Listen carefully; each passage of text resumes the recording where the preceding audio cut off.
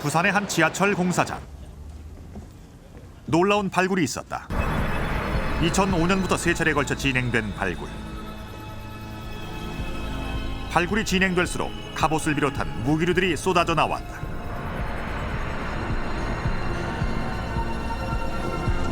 더 충격적인 현장도 있었다. 바로 유골이었다. 수많은 유골이 각종 유물과 뒤엉킨 채 세상의 모습을 드러낸 것이다. 발굴 현장은 부산의 동래성 앞. 도대체 무슨 일이 있었던 것일까?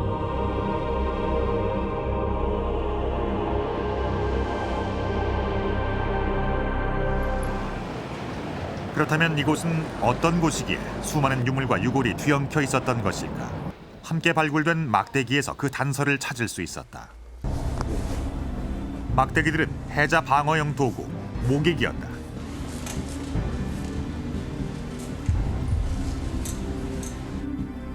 즉, 유골이 발굴된 곳은 바로 해자였던 것이다.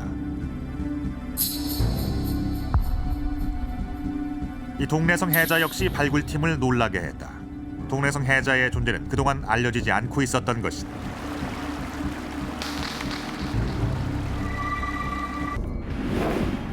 뜻밖의 발견된 해자. 바로 이곳에 엄청난 유물과 유골이 묻혀 있었던 것이다. 유물과 유골들이 비교적 온전한 상태로 발굴될 수 있었던 것, 그것은 이곳이 해자였기 때문이다.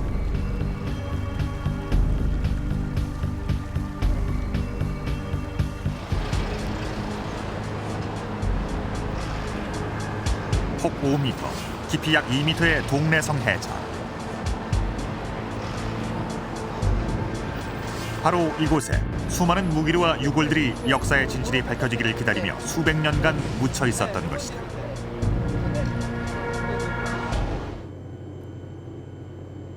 (1592년 4월 13일) 마침내 일본군 선봉대가 부산 앞바다에 나타났다. 당시 일본군은 모두 16만 대군. 이들은 9개 부대로 편성, 조선과 중국 청벌에 나섰다. 당시 제1선봉대는 고니시 유키나가 휘하에 18,000여 명. 조선 침공의 선봉을 맡은 최정예의 일본군이었다. 이들은 부산에 상륙하자마자 바로 부산진성 공격에 나섰다. 조선은 전쟁에 아무런 대비도 하지 못하고 있었다. 반면 일본군은 신무기, 조총으로 무장하고 있었다. 부산진성은 곧 함락되고 말았다. 일본군은 여세를 몰아 곧장 동래성으로 진격했다. 당시 상황이 동래부 순절도에 잘 묘사돼 있다. 순절도는 17세기 화가 변박이 그린 후대의 그림이다. 일본군이 동래성 공격을 시도했다.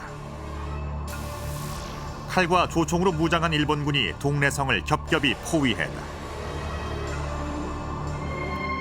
동북쪽 성벽이 무너지면서 일본군은 동래성 안으로 물밀듯 쳐들어왔다.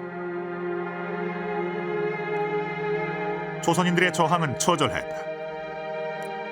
백성들과 부녀자들은 지붕 위로 올라가 기와장을 던지며 저항했다.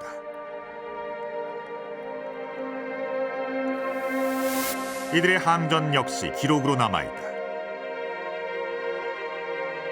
기와를 던지던 두 여인은 왜군과 함께 죽었다. 전투는 오래가지 않았다. 신무기 조총과 실전 경험까지 갖춘 일본군 앞에 조선의 민관군은 속수무책이었다.